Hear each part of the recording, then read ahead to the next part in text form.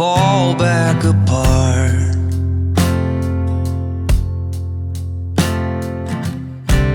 Find pieces of me all over the yard.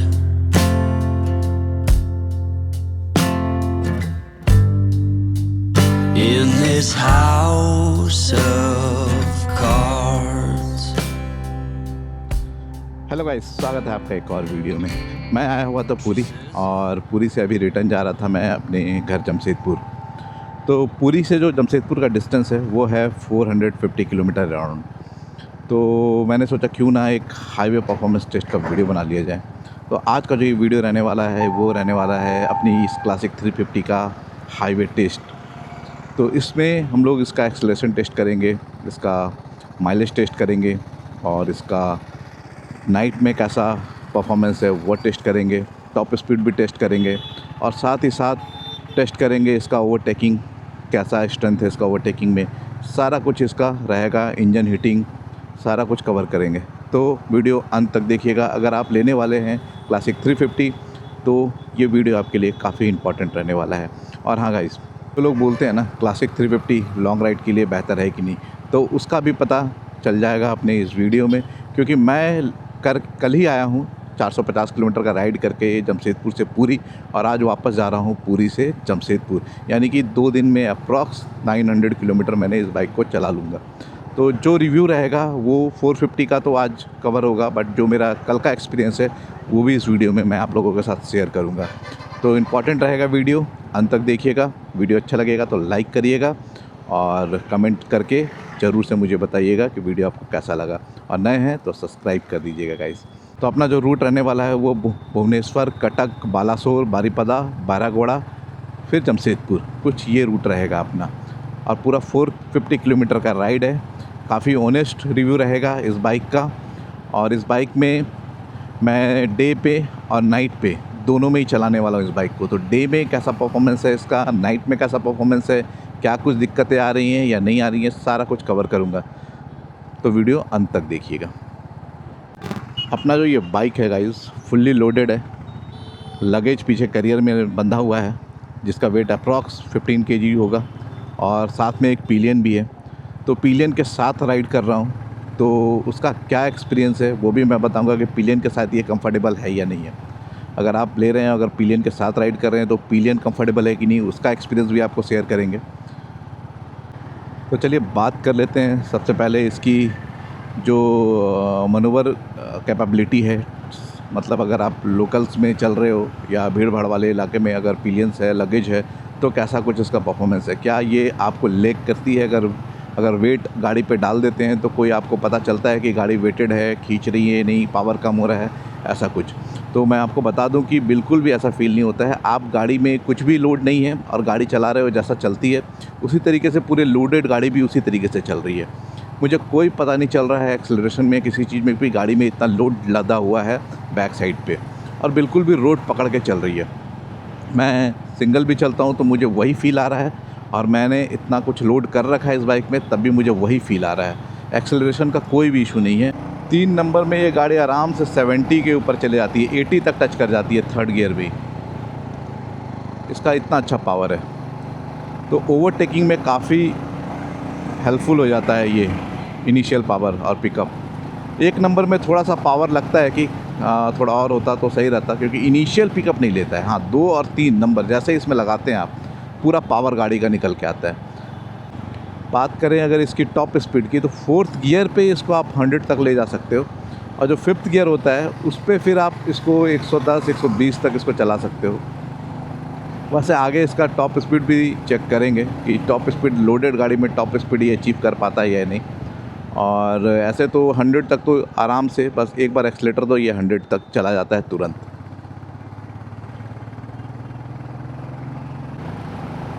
अभी मैं bike को थोड़ा सा पिकअप रेस कर रहा हूँ, और अभी इसका स्पीड 80 पे है। और 80 पे जब ये चलता है ना तो काफ़ी रिलैक्स राइड आपको फील देता है।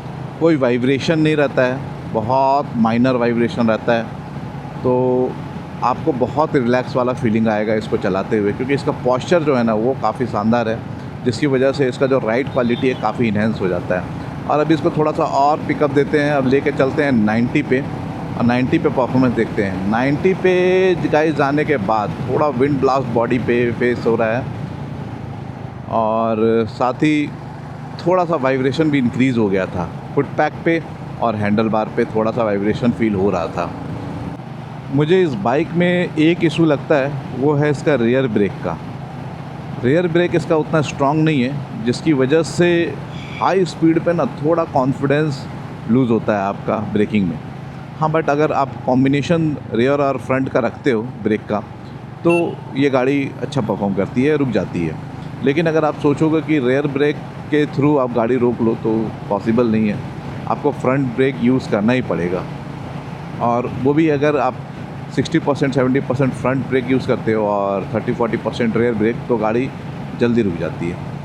फ्रंट ब्रेक इसका काफ़ी स्ट्रॉन्ग है, फ्रंट ब्रेक इसका प्लस पॉइंट है। थोड़ा और भगा के इसको लेके जाते हैं 100 तक और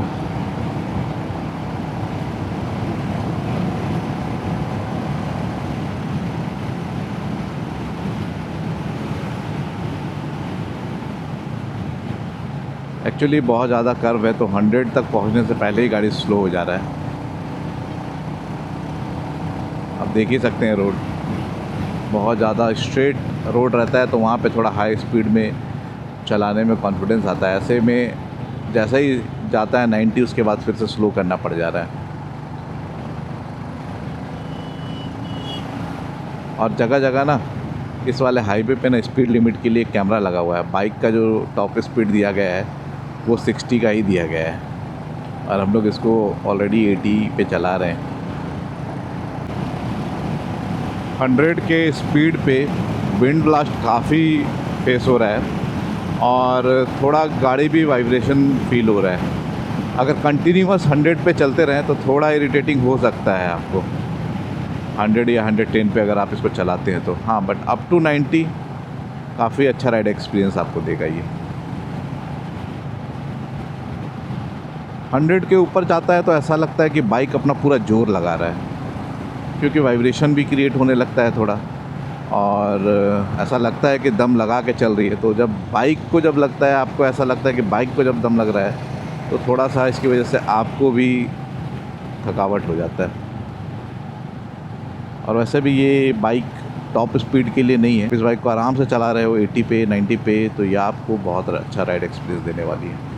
अभी तक जो मुझे एक्सपीरियंस हुआ है वो कुछ ऐसा ही है। इस गाड़ी की एक बात मुझे काफ़ी पसंद आती है, जो कि लॉन्ग राइड में काफ़ी हेल्पफुल होता है, वो कि आपको बार बार गियर बदलना नहीं पड़ता। सपोज़ आप चला रहे हो और ऑब्स्टेकल सामने आ गया, 5th गियर पे हो आप, और आपको स्लो डाउन करके 50 में डाउन करना पड़ा या 40 पे आपको करना पड़ गया अपना बाइक को, तो आप चाहो तो इसको 5 नंबर गियर पे भी उठा सकते हो।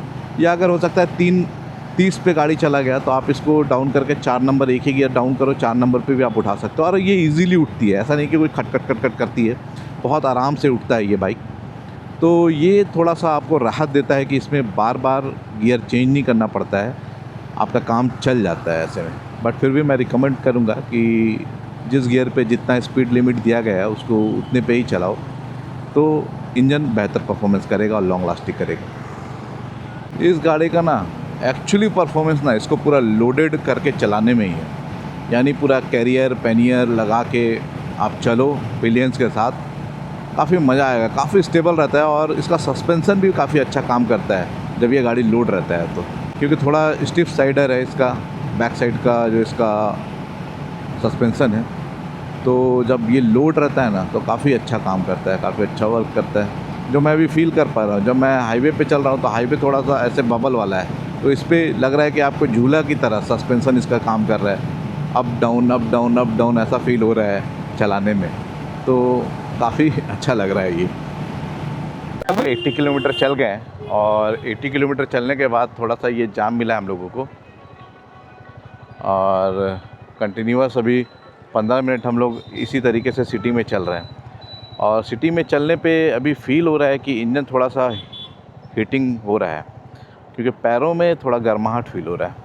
और ये फ़ील होने का रीज़न भी है क्योंकि मैंने ट्राउज़र पहना हुआ है। अगर जीन्स पहन के रहते तो शायद इतना पता नहीं चलता, तो ट्राउज़र है तो थोड़ा सा गर्म गर्म फील हो रहा है पैर, बट उतना ज़्यादा नहीं, लाइट। और इसका रीज़न ये है क्योंकि ये है एयर कूल्ड इंजन, और जब ये गाड़ी चलती है तो जो हवा टकराता है इसके इंजन से तो उससे ये ठंडा होता है। और अभी जब इतना चल गया है गाड़ी लगभग 80 किलोमीटर तक, और उसके बाद जब सिटी में चल रहे हैं स्लो स्लो स्लो स्लो, तो ऐसे में इंजन का जो हीट है वो थोड़ा सा पता चल रहा है। लेकिन जैसे ही फिर हाईवे टच करेंगे हवा लगेगा, इंजन फिर कूल हो जाएगा। तो ऐसा बहुत ज़्यादा इशू नहीं है इसका, क्योंकि मैंने दिन में भी पूरा इसे चलाया है। जब मैं कल आया था 450 किलोमीटर, तो मुझे कहीं भी पता नहीं चला कि हाँ इंजन हीट हो रहा है। हल्का हीट तो होता है बट ओवर हीट वाला इशू नहीं है कि बहुत ज़्यादा हीट हो गया। अरे यार ये क्यों रुक गया?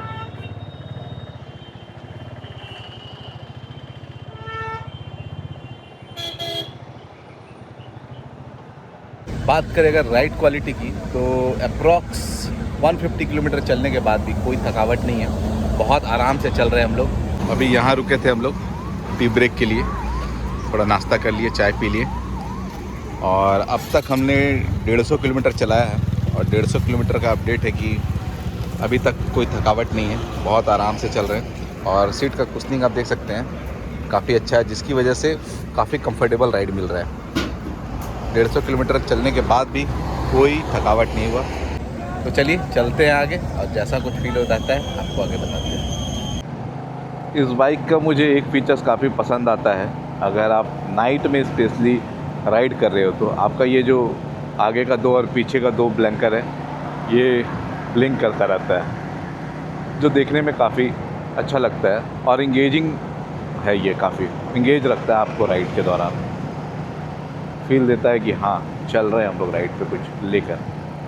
एक चीज़ है जो थोड़ा सा प्रॉब्लम क्रिएट कर रहा है, वो है इसका हेडलाइट, जो कि उतना पावरफुल नहीं है। एलईडी है, कंपनी ने एलईडी दिया है इसमें, लेकिन उतना पावरफुल नहीं है। जो इसका विजिबिलिटी है ना, बहुत ज़्यादा नहीं है, 70-80 फीट का विजिबिलिटी है। और इतना कम विजिबिलिटी पे आप 80 से ऊपर ज़्यादा गाड़ी को लेके नहीं जा सकते। मतलब 80 पे भी चला रहे तो वो एकदम लास्ट स्पीड है, 70-80 ऐसे ही गाड़ी चल रहा है। तो ऐसे में क्या है कि जो डिस्टेंस है वो कवर करना थोड़ा सा लेट होगा। लेकिन हाँ, इसमें इस बाइक के साथ ना इस स्पीड में काफ़ी आरामदायक है। ये एकदम थकावट नहीं लग रहा है। थोड़ा सा समय ज़्यादा लगेगा लेकिन बहुत स्मूथ राइड दे रहा है आपको, बिल्कुल भी थकावट फील नहीं हो रहा है। जैसा कि अगर आप 100-110 पे चलाते हैं बाइक को, तो उसमें थोड़ा गाड़ी का वाइब्रेशन, थोड़ा ऐसा लगता है गाड़ी बहुत ज़्यादा पावर ले रहा है। और तो आपको भी गाड़ी को लगता है कि जब पावर लेके चल रहा है तो इसकी लग रहा है गाड़ी थक रहा है, तो आपको भी थकावट हो जाता है।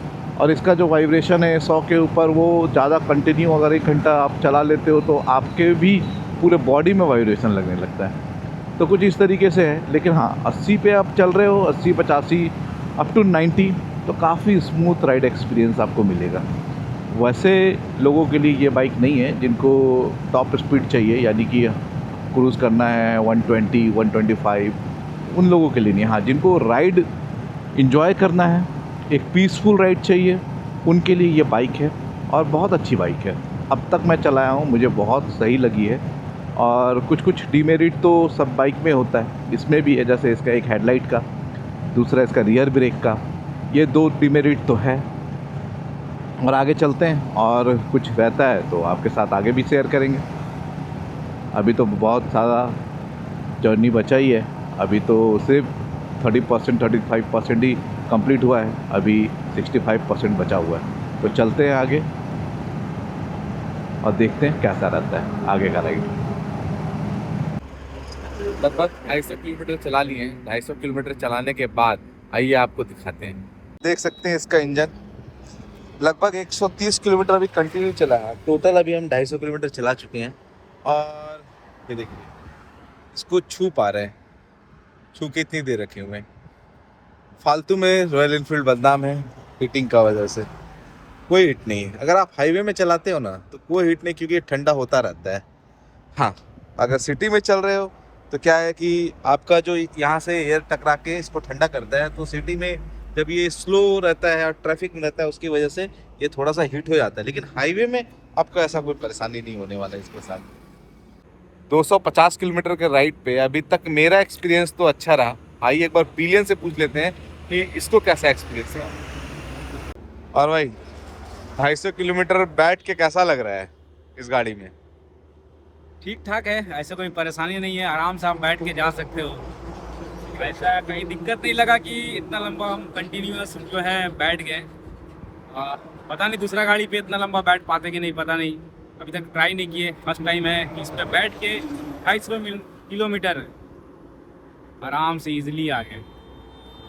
एक बार सीट दिखा देते हैं पिलियन का इसका, देख सकते हैं ये है पिलियन सीट।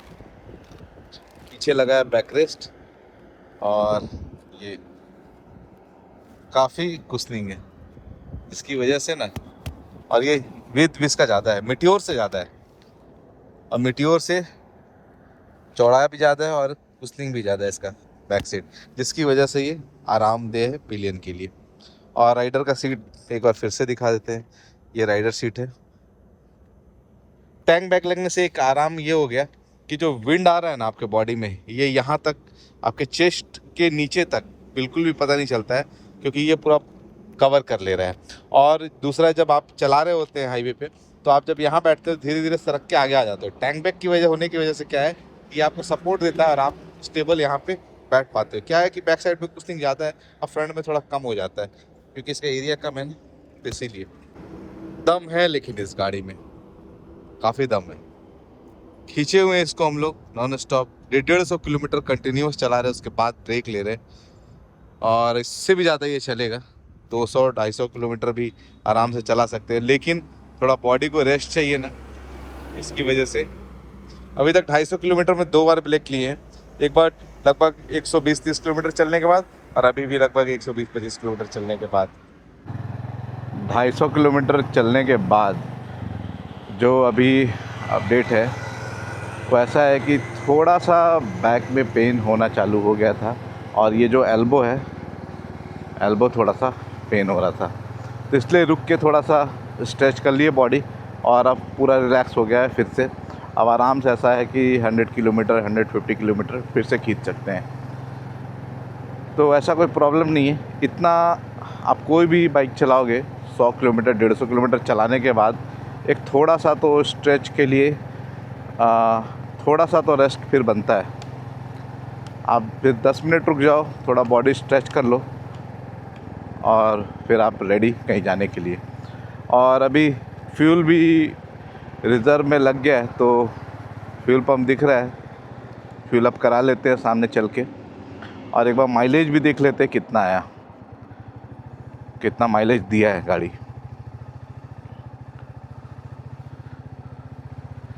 पेट्रोल है या नहीं है देख लेते हैं। होगा, है petrol.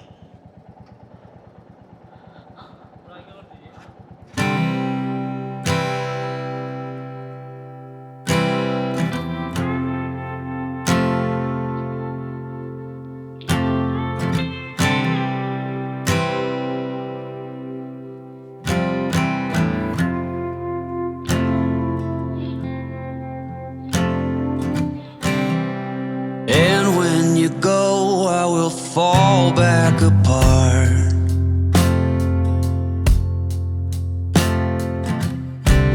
Find pieces of me all over the yard. Total 9.40 litre तेल आया है, तो आइए एक बार देख लेते हैं कैलकुलेट करके कि माइलेज कितना दिया।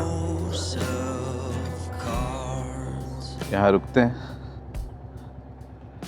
और रुक के एक बार माइलेज देख लेते हैं। लास्ट टाइम जब टैंक फुल कराए थे तो आप देख सकते हैं 344 किलोमीटर चलाया है बाइक, और अभी इसमें फिर तेल आया है 9.40 लीटर। तो एक बार देख लेते हैं माइलेज कैलकुलेट करके। 344 किलोमीटर चला है, वाइट कर देते हैं, तब फ्यूल आया 9.40 और माइलेज आप देख लेते हैं 36.59 का। ये माइलेज निकल के आया है हाईवे का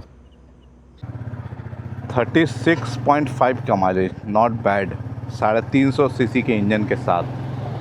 और वैसे ये माइलेज बढ़ भी सकता है, अगर आप इसको 80 के अंदर ही चलाओगे तो, क्योंकि मैंने लास्ट टाइम इससे 39.5 का माइलेज अचीव किया था जब मैं बालासोर राइड किया था तो, और सेम ट्रिप पे मैंने 33.5 का भी माइलेज निकाला था जब मैंने इसको 100 के ऊपर चलाया था, 110 पे। और आज भी जब मैं जा रहा था तो जाते टाइम पे मैंने जब माइलेज चेक किया था इस राइड पे, जब जमशेदपुर से पुरी जा रहे थे, तो उस टाइम पे भी 33 किलोमीटर के आसपास का माइलेज आया था। और क्योंकि उस टाइम पे भी जो स्पीड था अपना 100 के आसपास चला था। और अभी जब हम लोग वापस आए हैं, रिटर्न हो रहे हैं, तो 80-90 के स्पीड पे अप्रॉक्स चले हैं और माइलेज निकल के आया 36.5। तो ये डिपेंड करता है कम्प्लीटली कि आप चलाते कैसे हो। बहुत ज़्यादा रैश चलाओगे तो 33 के आसपास आएगा, मीडियम चलाओगे तो 35 के आसपास, और 80 के अंदर चलाओगे तो 38 के ऊपर, 40 के आसपास।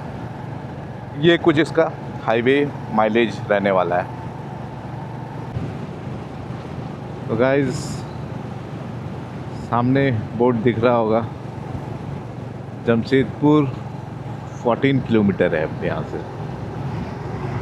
तो अब टाइम आ गया है इस पूरे वीडियो को समराइज़ करने का, क्योंकि हमारा जो ये राइड था 450 किलोमीटर का अप्रॉक्स पुरी टू जमशेदपुर, ये ऑलमोस्ट कंप्लीट होने को है। तो इस पूरे जर्नी पे इस बाइक का जो परफॉर्मेंस रहा है उसको समराइज़ करते हैं और बात करते हैं प्रोज़ और कॉन्स की। तो पहले प्रोज़ डिस्कस कर लेते हैं। तो प्रोज़ में गाइस इसका राइडिंग पोस्चर और राइडिंग कंफर्ट काफ़ी सही है, काफ़ी अच्छा पोस्चर है, जिसकी वजह से काफ़ी कंफर्ट आता है इस बाइक को चलाने में। और अगर बात करें दूसरा, तो इसका जो एक्सेलरेशन है, जो पिकअप है सेकंड, थर्ड और फोर्थ गियर का, वो काफ़ी बेहतरीन है। ये अपना जो टॉप स्पीड है लगभग फोर्थ गियर में अचीव कर लेती है। फिफ्थ गियर जब आप डालते हो तो वो स्मूथ हो जाता है थोड़ा इंजन बस। और इसका टॉप स्पीड जो है वो 120 किलोमीटर जाता है, जो कि हाईवे में मैं रिकमेंड नहीं करूँगा, क्योंकि 90 के ऊपर जब आप इसको चलाते हो तो थोड़ा वाइब्रेशन फील होता है, और 80 to 90 के बीच में क्रूज़ करते हो तो काफ़ी प्लीजेंट राइड आपको देता है ये बाइक, और बिल्कुल भी थकान फील नहीं होता। उसके बाद बात करें इसके प्रोस का, तो इसका माइलेज आपने देखा ही, 350 सीसी का इंजन होने के बाद ये अप्रॉक्स 35.5 का माइलेज निकल के आया है, जिससे मैं 39 का भी निकाला हूँ माइलेज। अगर आप 80 के अंदर 75-80 पे राइड करते हो तो 39-40 का माइलेज भी आता है इससे। और अगर कॉन्स की बात करें तो कॉन्स में इसका जो वाइब्रेशन है 80 के ऊपर, 90-100 जब आप चलाते हो 110, तो जो इसका वाइब्रेशन है वो थोड़ा इरिटेटिंग हो जाता है और आपको थोड़ा थका देता है लंबे रास्तों पे। और इसका जो दूसरा कॉन्स है मैं बात करूँ तो इसका ब्रेकिंग, रेयर का थोड़ा सा स्ट्रॉन्ग होना चाहिए रेयर ब्रेक, क्योंकि हेवी बाइक है और जब ये हाई स्पीड पे होती है तो ब्रेकिंग इसका होना जब मस्ट है। अच्छा, थर्ड बात करूँ तो विंड ब्लास्ट का, वो इस बाइक का कॉन्स नहीं है, लेकिन हाँ क्योंकि ये नेकेड बाइक है, खुला हुआ है सामने से पूरा, वाइज़र वगैरह इसमें नहीं आता है, तो जो विंड ब्लास्ट है वो आपके बॉडी में काफ़ी फील होता है और इसकी वजह से थोड़ा सा अनस्टेबल हो जाता है जब आप हाई स्पीड पे करते हो। तो यानी 100 के आसपास जब चलाओगे थोड़ा अनस्टेबल लगेगा आपको ये बाइक। इसका जो हेडलाइट है ना, इसका परफॉर्मेंस उतना सही नहीं है, इसका लाइट नाइट के लिए उतना कंफर्टेबल नहीं है। आप हाई स्पीड पे जब टर्निंग आता है या फिर सामने से गाड़ी आता है तो उस वक्त आपको सामने का विजिबिलिटी बिल्कुल ही नहीं रहता है, तो ऐसे में दिक्कत हो जाता है थोड़ा राइड करना। तो इसलिए एक कॉन्स ये भी है। तो कुछ ऐसा है, अगर आप एक कंफर्टेबल राइड चाह रहे हो और आराम से चलना चाहते हो एक राइडर की तरह 80-90 पे क्रूज़ करते हुए, तो आपके लिए काफ़ी अच्छा बाइक है, आप बिल्कुल इसे ले सकते हो और माइलेज भी काफ़ी शानदार है। और अगर आप चाहते हो कि इसको 110 और 20 पे भगाना, तो फिर ये बाइक आपके लिए नहीं है। अगर आप स्पीड लवर हो तो ये बाइक आप मत लो। हाँ, अगर आप एक ऐसा राइड चाहते हो, रॉयल राइड, जो आपको रॉयल की तरह फील कराए, तो ये बाइक आप बिल्कुल ले सकते हो। और रहा मेरा एक्सपीरियंस, अभी जो मैंने 450 किलोमीटर का राइड किया है, अभी मैं कैसा फील कर रहा हूँ, थकावट बिल्कुल भी फील नहीं हो रहा है। मुझे ऐसा लग रहा है कि मैं भी और 100 किलोमीटर 150 किलोमीटर को चला सकता हूँ वन स्ट्रेच पे। यानी कि इस बाइक से 600 किलोमीटर तक का राइड आप कर सकते हो। मेरे स्ट्रेंथ के हिसाब से मैं बता रहा हूँ कि इससे 600 किलोमीटर का राइड एक दिन में आप कर सकते हो इजीली। क्योंकि जब मैं 4.5 घंटे का राइड 10 घंटे में कर ले रहा हूँ, तो और 150 किलोमीटर का राइड आप और उसमें ऐड कर दो 2 घंटे 3 घंटे, तो 10 से 11 घंटे एक दिन में आप इस बाइक को आप चला सकते हो और 600 किलोमीटर तक अचीव कर सकते हो, जो कि एक अच्छा फिगर है और आपको थकान भी नहीं होने देगा। लेकिन हाँ, इसको 90 के आसपास तक ही चलाओ तो भी। अगर इसके ऊपर चलाओगे तो थोड़ा थकावट आपको भी होगा, क्योंकि बाइक वाइब्रेट करने लगता है, तो थोड़ा सा थकान आपको फील होगा। तो सारा कुछ मैंने आपको बता दिया है, इसका माइलेज, इसका राइडिंग एक्सपीरियंस, इसका प्रोज एंड कॉन्स। अब आपको क्लियर हो गया होगा कि ये बाइक आपको लेनी चाहिए या नहीं लेनी चाहिए। अगर मैं अपना फाइनल वर्डिक्ट दूँ तो बिल्कुल ले सकते हो आप, क्योंकि काफ़ी कंफर्टेबल राइड देता है ये। हाँ, लेकिन एक ही सिचुएशन है कि इसको लिमिट पे चलाओ 80-90 पे। तो गाइज़, चलिए अपने वीडियो का एंड अब यहीं पे करते हैं। वीडियो अच्छा लगे तो लाइक कर दीजिएगा और कमेंट ज़रूर से करिएगा, और हाँ नए हैं तो सब्सक्राइब कर दीजिएगा। तो मिलते हैं आपसे फिर किसी नई वीडियो के साथ। तब तक ride hard and safe ride. Bye bye guys, bye bye.